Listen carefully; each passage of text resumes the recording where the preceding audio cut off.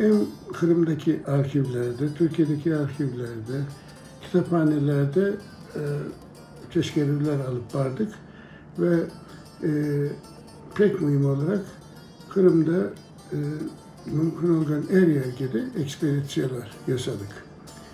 Anda bizim maksadımız halkımızın, Kırım Tatarlarının Kırım'da kalan 1000 yıllık daha ziyade mimari mirasından bugünkü sağ çıkan, bugünkü aleda ayakta duran her şeyini ama her şeyini gösterebilmek idi.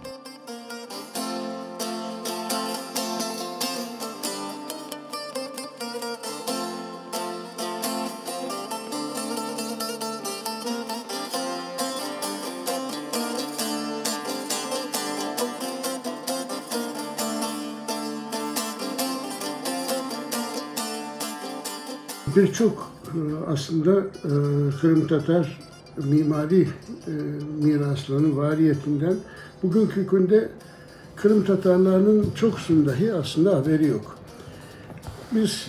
Bizim bu işimiz, bu kitabımız aslında bu hususta birinci misal oldu.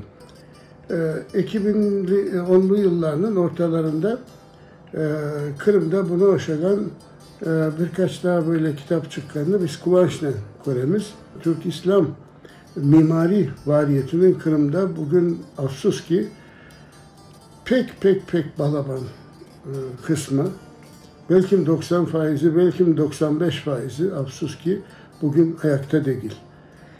Ama hiç olmasa kalgan soyları gözümüz o günde bilinmek gerektir.